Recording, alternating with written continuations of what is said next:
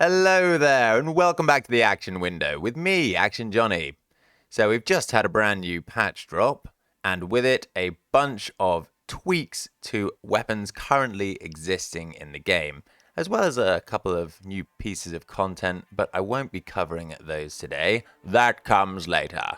In this video, we'll be specifically looking at the weapon tweaks, visually going through them, and explaining that information to you in as comprehensive a way as possible. Before we begin, please do consider leaving a like and subscribing to the channel if you enjoy the content. It really helps me out with the YouTube algorithm. With that out of the way, let's jump right on into it. Okay, so first up on the change list is the bolter, and the main thing here is the pull-out animation. On the left, you have the old animation where my character pulls out the bolter and racks it. And on the right, you've got the new animations where one of them is them sort of lugging the bolter into play, and the other is them sort of taking it out and giving it like a little whack on the side there. Not really much going on, just a new visual change, so let's move on to the Powersword.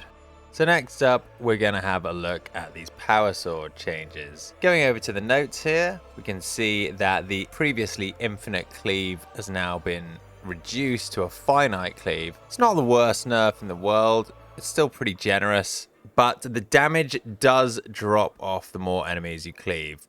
So here you can see the old Powersword, it's quite happily going through these 5 enemies in the Psychonium like they weren't even there.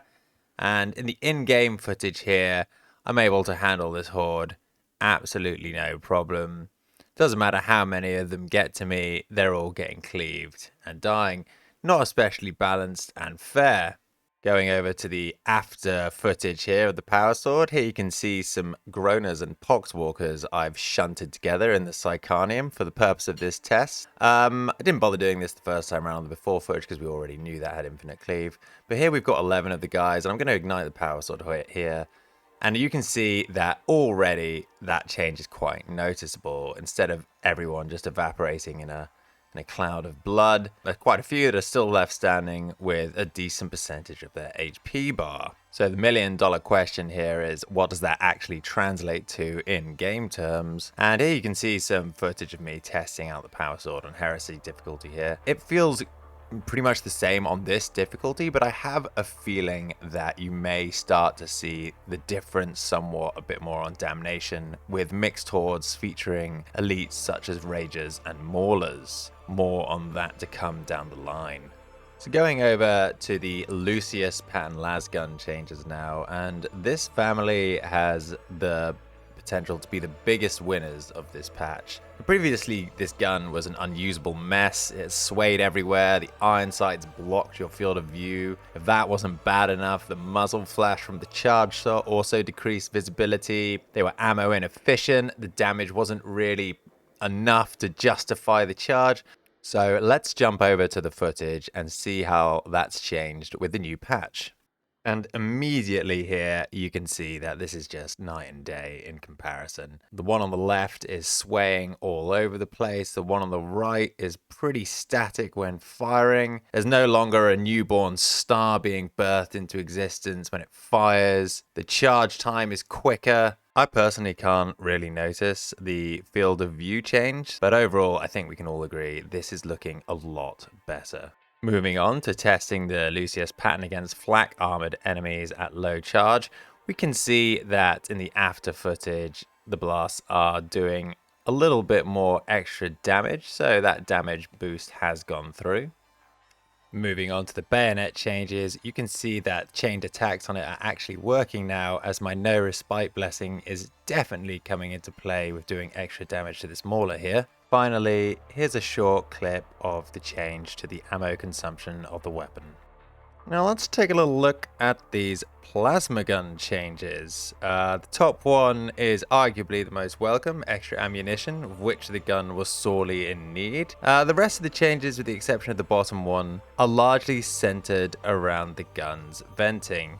Now this has been a gripe of mine since the game's release. The venting and therefore use of the gun has felt really restrictive and has basically contributed to the weapon feeling really inefficient. So we'll look at the footage now and I'll see if I can explain some of these changes properly. The first two changes in these patch notes are pretty simple to grasp. plasma gun now has more ammo. You can see the difference between the two versions of the game for the plasma gun's ammo right here. And improved vent durations, again, pretty self-explanatory. Active venting will now fully vent the gun from 100 to 0 in 3 seconds, down from 4. And passive venting will fully vent the gun from 100% in 15 seconds, down from 20.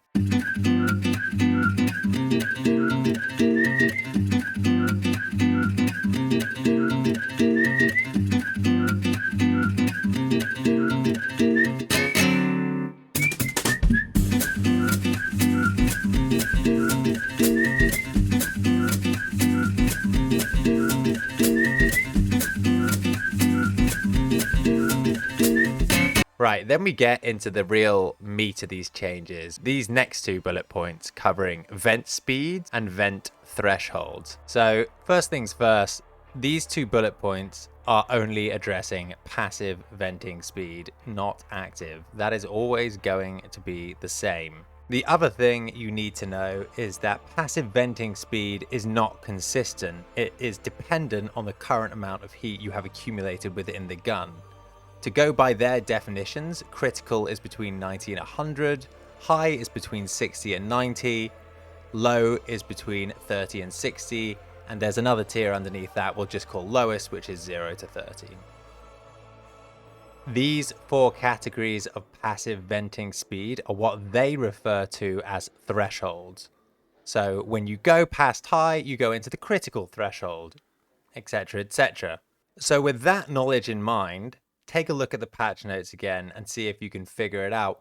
What they've essentially done is made passive venting more consistent across the gun. So the more heat the gun has in it, the slower it will passively vent. The maximum passive venting speed is 100%, and that only occurs when below 30% heat. Otherwise, it's 25% of this speed for critical, 50% of this speed for high, and 80% of the speed for the low threshold. Now, if you look at what it was before the patch, which you can see in the patch notes here, you can see that it's completely different. It's all over the place, right? I mean, it's one speed at critical, then it speeds right up at high, then it slows right down at low. It doesn't really make any sense. So what they've kind of done is just rounded it all off and smoothed it out. And if you go back and look at the clip which is just played of the two plasma guns side by side passively venting, you'll see this in action.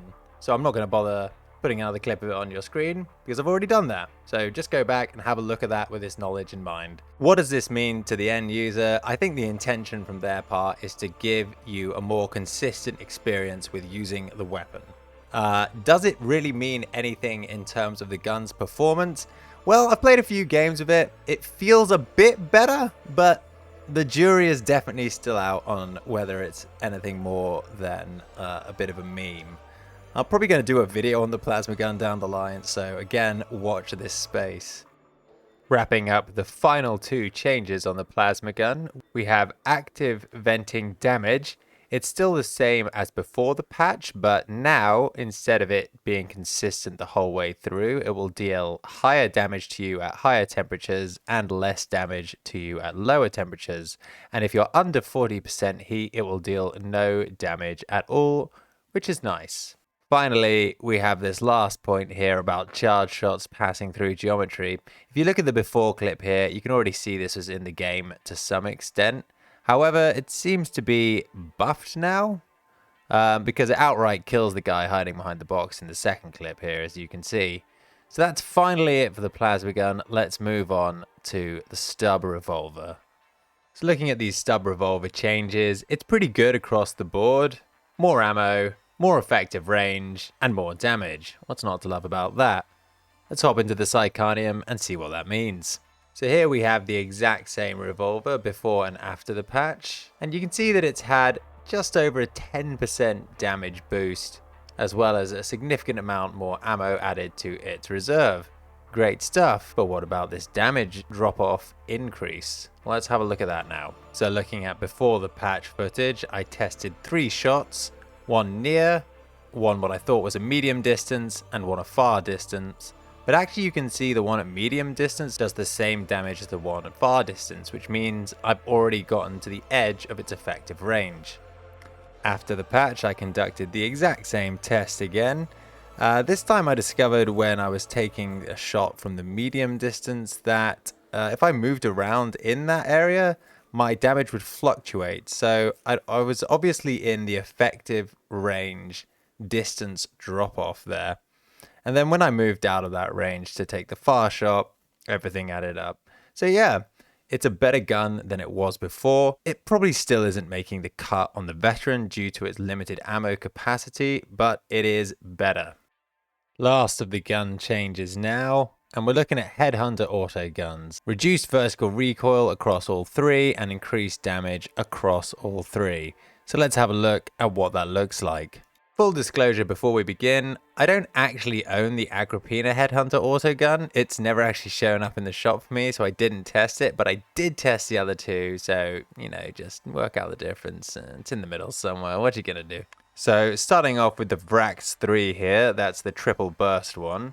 The first thing I noticed upon editing this footage was they've actually stealth buffed the field of view, which is really nice. It's a bit cleaner now. Damage is definitely up, but it didn't feel that way because the change to the recoil is awful. This is a gun I played a lot with in the pre-order beta. I got really used to its like straight up vertical recoil, and now it kind of like judders diagonally to the left and right, and it's a bit more unpredictable. I really have to say I wasn't a fan. So after that revelation, I equipped my Vrax 7 and I had a go with that. And the damage felt noticeably higher on this one than it did my Vrax 3. But again, the recoil was just weird. It wasn't great to begin with. You can see in the before footage, it's a lot of sort of big vertical jolts. But it's even worse now. It kind of like sort of shudders to the side. It's really all over the place. I had to go with firing it full auto, and honestly, it just went everywhere. I'm not really sure how you're supposed to do any headhunting with these guns at all. Finally, we reach the last weapon family in our tweaks list, and that is the Turtolsky heavy swords. So out of all these changes, it seems to me like the light attack damage and the increased baseline damage armor mod versus flak armor are probably the most important changes. But, you know, they got some impact versus Carapace, which will never be relevant, and damage versus Infested, which I suppose makes them better against Poxwalkers. So let's see what that looks like. Starting off with the damage versus flak modifier here, and you can see that the damage buff is not insignificant at all. I'm almost doing twice as much damage to this Mauler as I was before the patch. So that's great news for all you heavy sword enjoyers out there. Similarly to the damage versus flak, damage to these Poxwalkers is way up as they're infested. And it's not just because of the damage modifier buff, it's also because the light attacks have been buffed, which you're seeing full display here. Notice how they barely do any damage at all before the patch, but they actually do pretty well afterwards. And here are the light attack damage numbers before and after the patch. Okay, that's gonna be it for this one, guys. What are your thoughts on the patch? Which weapons do you think are the biggest winners and the biggest losers? I'm interested to hear your opinions, so do leave a comment down below and let's get a bit of a discussion going. Ta-ta for now, and I will see you in the next one.